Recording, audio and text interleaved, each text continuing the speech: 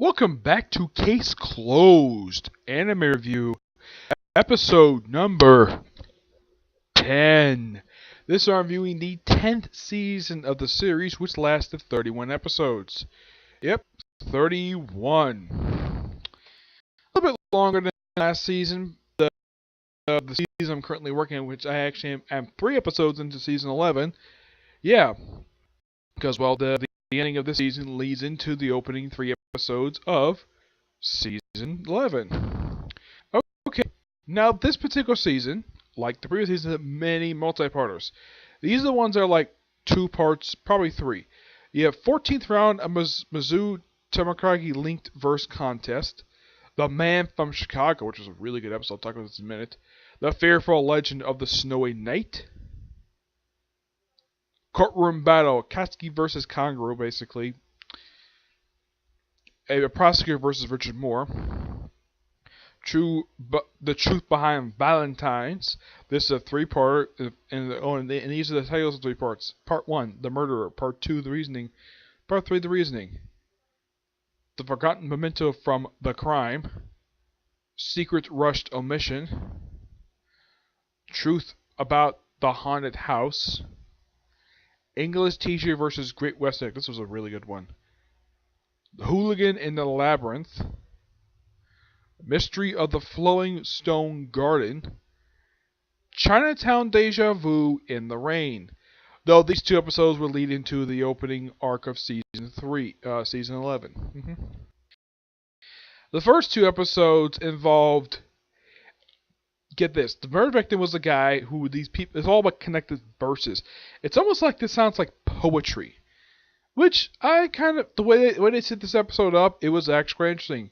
Though it kind of felt something out of a class I basically took in college.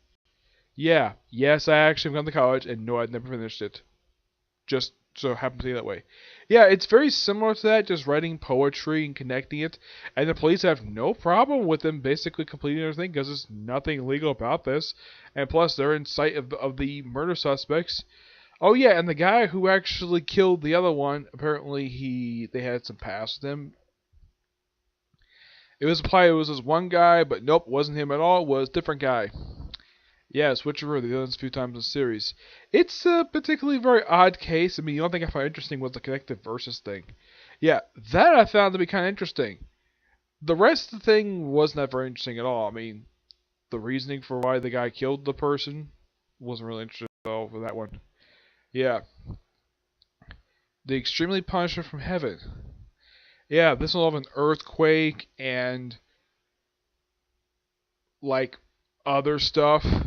Yeah, this was not that good of an episode. It's just some guy who is found at a shrine that's not very well attended, and it's implied he may kill somebody. Nope, it just assaults him, and they're able to solve the case pretty easily.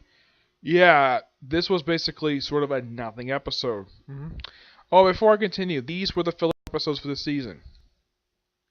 255 to 257, 260, 262, 264, 265, 273, 276, and 281 to 283. And that's it. Pretty much most of the first half of the season is mostly filler and a little bit of canon. The second half is more canon and less filler. Yeah, maybe you got complaints about that. Yeah. The Man from Chicago. This I found pretty interesting because this actually does advance the plot of the series. They used to introduce a character named James Black. And the whole thing about this was actually a kidnapping case. Not a murder case, a kidnapping case. And he's kidnapped because he has a striking resemblance to an owner of an animal show. Yeah. And get this. This guy, this whole thing from Chicago, he's originally from London, but he moved to the States. He moved to the United States, he moved to America years prior to the events of the series. And it turns out the end of the 2-parter, he's actually an FBI agent. Yeah. Which might be interesting. Of course, they also bring up the whole parallels between him and whole thing with James. And of course, they bring up the whole thing of James Bond, which is something else come from the UK that's famous aside from Sherlock Holmes.